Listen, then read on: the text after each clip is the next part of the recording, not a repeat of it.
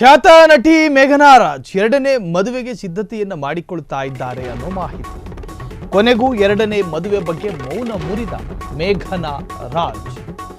ಚಿರು ಪತ್ನಿ ಮೇಘನಾ ರಾಜ್ ಎರಡನೇ ಮದುವೆ ಬಗ್ಗೆ ಹೇಳಿದ್ದೇನು? ಹಾಗಾದ್ರೆ ದಿವಂಗತ ಚಿರು ನಿಧನದ ಬಳಿಕ ಆಗಾಗ ಮೇಘನಾ ಮದುವೆ ಬಗ್ಗೆ ಪ್ರಸ್ತಾಪ.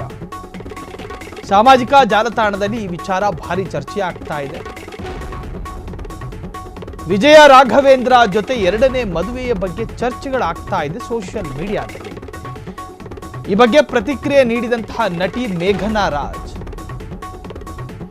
ಮಾತನಾಡುವವರು ಮಾತನಾಡಿಕೊಳ್ಳಲಿ, ನಾನು ಏನು ಅದಕ್ಕೆ ರಿಯಾಕ್ಟ್ ಮಾಡೋದಿಲ್ಲ.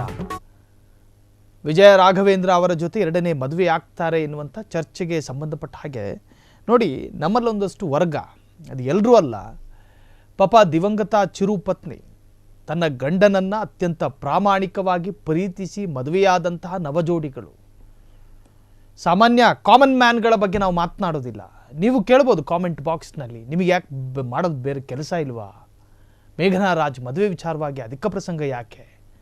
ಅದಲ್ಲ, ಸಾಮಾಜಿಕವಾಗಿ ಗುರುತಿಸಿಕೊಂಡಂತಹ ನಮ್ಮ ದೇಸಿ ನಟಿ, ನಮ್ಮ ಕನ್ನಡದ ನಟಿ, ಆಕೆಯ ಮೇಲೆ ಕನ್ಸರ್ನ್ ನಮಗೂ ಇದೆ, ಕಾಳಜಿ ಇದೆ.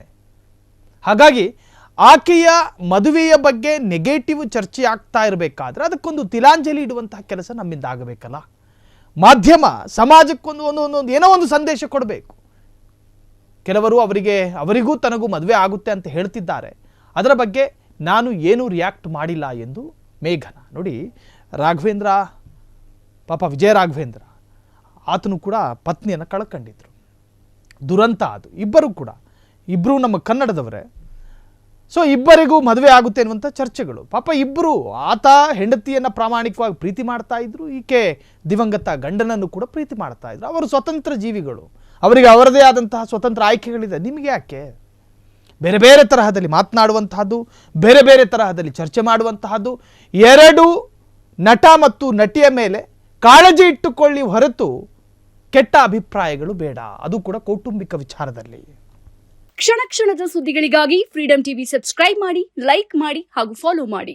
ಹೊಸ ಸುದ್ದಿಗಳ ನೋಟಿಫಿಕೇಶನ್ಗಾಗಿ ಬೆಲ್ ಐಕಾನ್ ಮೇಲೆ ಕ್ಲಿಕ್ ಮಾಡಿ.